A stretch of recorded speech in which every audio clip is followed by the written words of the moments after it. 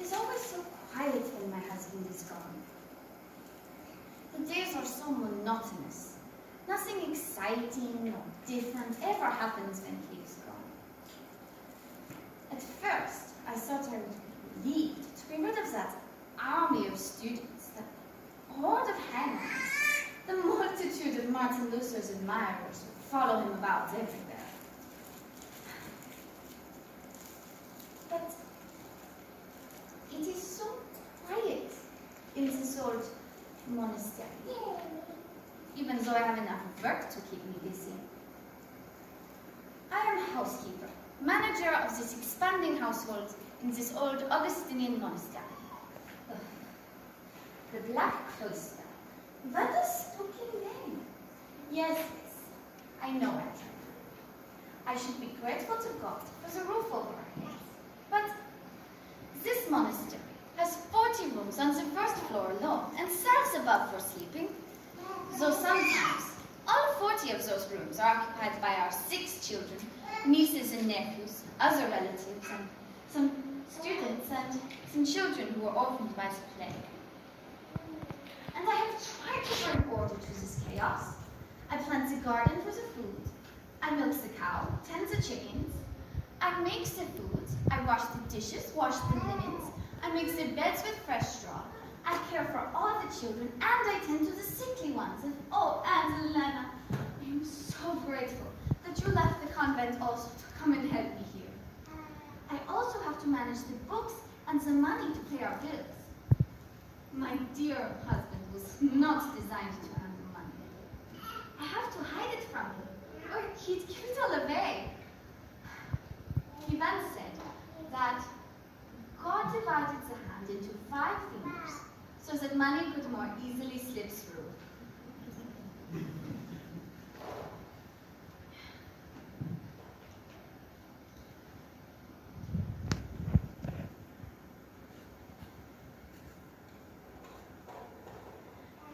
My dear Luther, he does thrive in this bustling atmosphere. Much to my displeasure, his favorite time to take questions is at the meal hour. His students benefit from his theological lectures and biblical sermons all through the day, and then they have to come to the dinner hour and ply him with questions. And he spends most of the time talking and not eating. Once I told him that maybe he should stop talking and concentrate on eating his food. And he told me that women should say the Lord's Prayer before opening their mouths.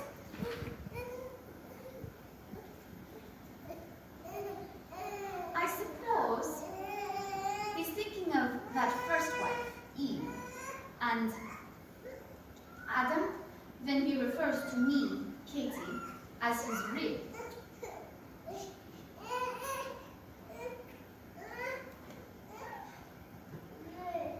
Even so, Atlanta, I am a happy, contented woman, because I know that I am in God's will for my life. And Martin Luther and I, we are partners in building a good Christian home. And that is a holy calling indeed. One that requires much patience. Although Martin Luther knows that patience is not one of his strong suits. He once said that my whole life is patience.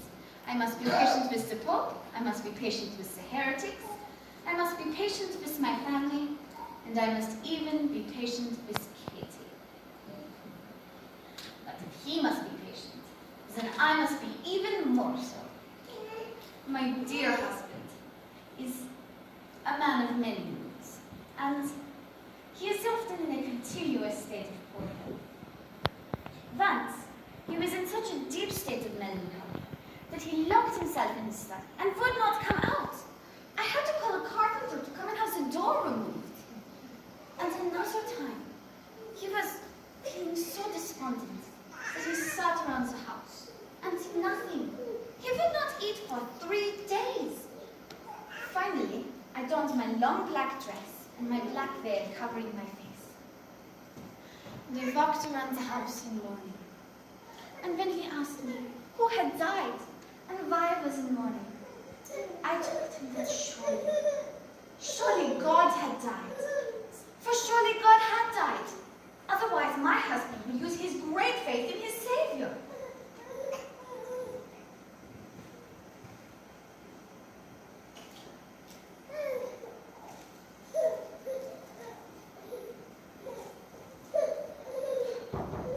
I am not content, Aunt Lena, to merely be Martha, always at work in the garden or the kitchen.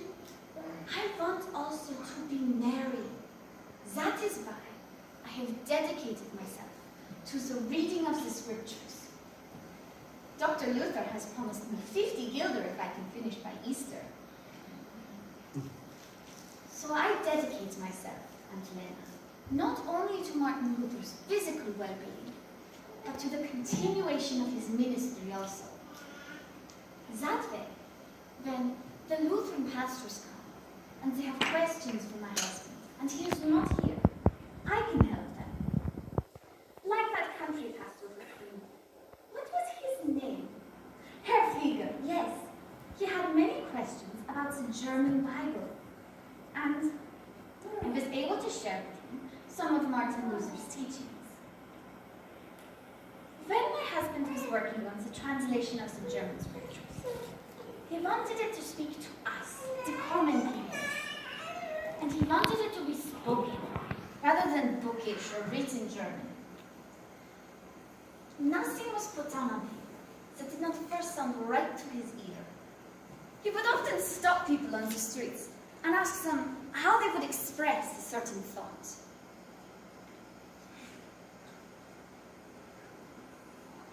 He also said, when he was working on the translation of the prophets, that it is a hard and difficult task to get these writers to, quite against their wills, abandon their native Hebrew and speak our barbaric German. It was Emperor Charles V who said that German is a language fit only for speaking to horses. But Luther has made it speak to God. Now that the laymen can read the scriptures for themselves, it challenges the priests in their role as mediator between laymen and God. Martin Luther never intended to start a revolution. He only wanted for people to be able to read what the scriptures truly say. The just shall live by faith. He also wanted to stop the gross errors and abuses in the church, such as the sale of indulgences. Men and women believed, because they had purchased an indulgence, that they no longer had to worry about their relationship with God. So Martin Luther began teaching and writing that any Christian who is truly repentant of his sins can receive God's forgiveness through Christ without a letter of indulgence. You are a Christian, not because of your good works, but because you put your faith in Jesus Christ, who alone can make you who you want to be. And almost overnight, Martin Luther became a voice in the community the people were heeding. He does not want you to call yourself a Lutheran. He wants us to call ourselves Christians. Luther did not die on the cross. Luther was not crucified for sins. He does not like it. He does not want it. We are all Christians.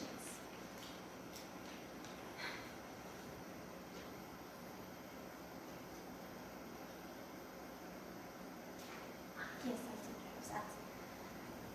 Not to worry, Angelina. Herr Flieger's other question was about the use of music in the worship service.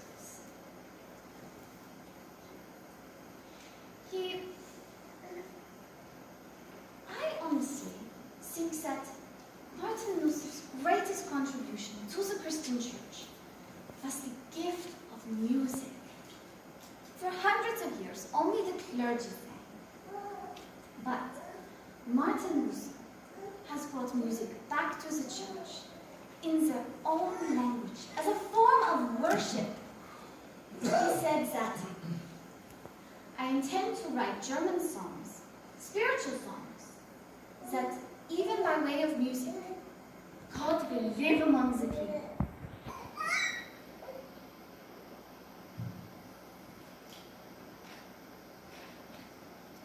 Martin Luther has quite a skill for music himself. He started as a boy soprano in the choir, and he continues to study music theory and composition, and he plays the flute and lute. Often, when he is feeling despondent or discouraged, I urge him to play and lead the household in singing. Luther believes that music is a powerful combatant against Satan. And he said that the devil flees before the sound of music almost as much as before the word of God.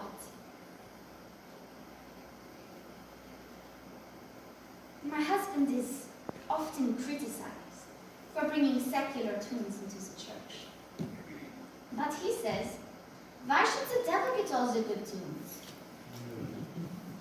My husband has adapted them and put spiritual words to many modern folk tunes. That way, the congregation does not have to learn new music and new words at the same time. My husband is a great believer in congregational singing.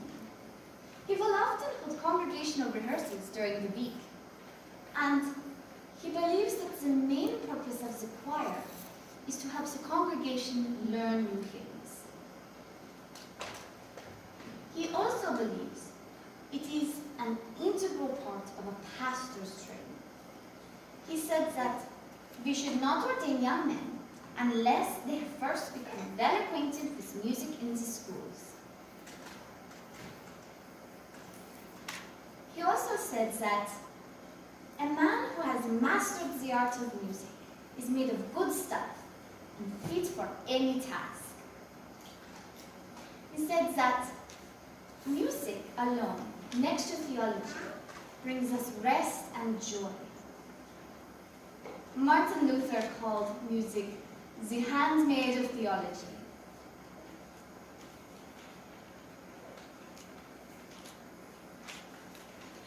During the dark days of the Reformation, when many of Martin Luther's followers were being persecuted and even killed, and Martin Luther's own life was often in danger, the words to Psalm 46 were his solace.